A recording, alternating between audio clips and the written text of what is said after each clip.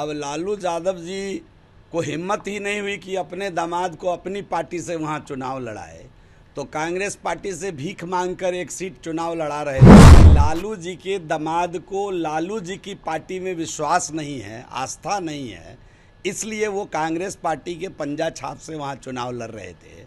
और जिस प्रकार का कुकृत इन लोगों ने किया है बिहार के अंदर चाहे देश स्तर पर, हम हरियाणा की महान जनता को हृदय से आभार प्रकट करते हैं, साधुवाद देते हैं कि ऐसे कुकृत्य करने वाले लोगों को उन्होंने सिमेट कर रख दिया हरियाणा। अभी कांग्रेस पार्टी किसी राज्य में जब जीतती है तो उसके निष्पक्षता पर वहाँ तो चुनाव अच्छा होता है। जैसे जम्मू कश्मीर के लिए कहाँ कुछ कह रही है कांग्रेस पार्टी। तो कांग्रेस पार्टी का इतिहास रहा है, कांग्रेस पार्टी का चरित्र रहा है। जब आप लोग मीडिया के लोग जब नहीं थे तो कांग्रेस पार्टी का इस देश पर अकेला हुकूमत चलता था, सिक्का चलता था। डीडी न्यूज़ को किस प्रकार अपने चंगुल में रखना, न्यूज़ को सेंसर करके चलना का सवाल है। तो आप सभी लोग जानते हैं कि हरियाणा के जीत में देश के यशस्वी प्रधानमंत्री जी की कार्यप्रणाली, लगातार देश के हित में काम करना और हरियाणा राज्य के अंदर जो भारतीय जनता पार्टी ने पिछले 10 वर्षों में काम किया है, भारतीय जनता पार्टी की विकास गाथा इस जीत के लिए प्रमुख रूप से हम समझते हैं कि प्रमुख भूमिका अदा की है इस जीत में। और साथ ही साथ हरियाणा की महान जनता की सबसे महत्वपूर्ण भूमिका है कि उन्होंने भारतीय जनता पार्टी के कार्य से प्रभावित होकर तीसरी बार, ये साधारण बात नहीं होती कि कोई सरकार लगातार तीसरी बार सत्ता में आए। और सबसे बड़ी बात है, मैं जनता मालिक, हरियाणा के जनता मालिक का आभार प्रकट करता हूं कि उन्होंने पूर्ण मेजोरिटी के साथ तीसरी बार इस सरकार को बिठाई है। इसके लिए बहुत बहुत धन्यवाद। लालू यादव के जो दामाद है चिरंजीवी राव, वो भी चुनाव हार गए 1970। बुरी तरीके से हारे हैं, हार नहीं गए हैं, बुरी तरीके से हारे हैं।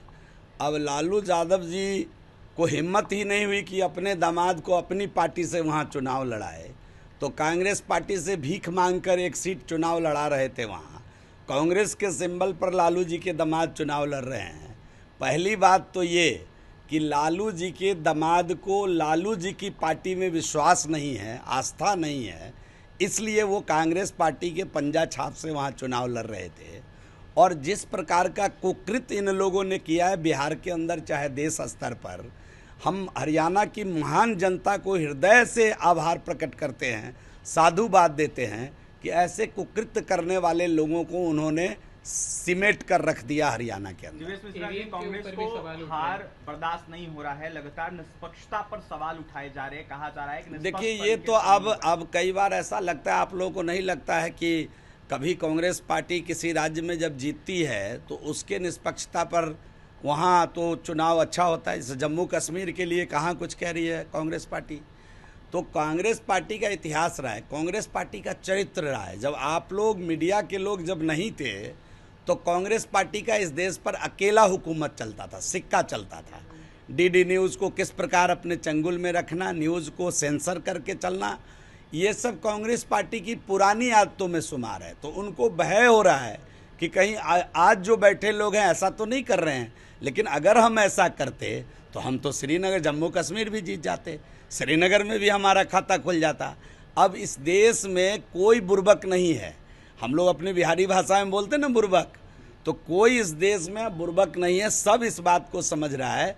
और इसी प्रकार के सवाल करने के कारण कांग्रेस बार बार हारती है। कांग्रेस की हार इसी के कारण होती है कि जनता पर यह अविश्वास जताने का काम कांग्रेस पार्टी करती है, जनता के बहुमत को नकारने का काम जब जब कांग्रेस पार्टी करती है तो उसके इस चुनाव का अगला परिणाम भी कांग्रेस के विपरीत जाता है।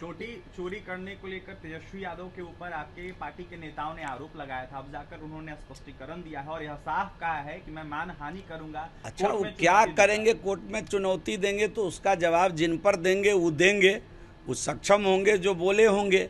अब चोरी का आरोप उन पर पहले से लगता रहा है तो किसी ने लगाया होगा। अब वहाँ क्या क्या हुआ है सब लोग आप ही लोगों के चैनल ने दिखाया है ना, हमारा रिपोर्टर तो कोई है नहीं पार्टी का जो जाके रिपोर्टिंग किया हो वहाँ। तो आप लोगों ने जो दिखाया है उसके आधार पर किसी ने अगर वक्तव्य दिया है तो वो गलत नहीं है, जो वहाँ दिखा है वही उन्होंने बोला है। अगर वो मानहानि करेंगे तो कोर्ट में जवाब दिया जाएगा, जिन पर करेंगे वो देंगे कोर्ट में जवाब।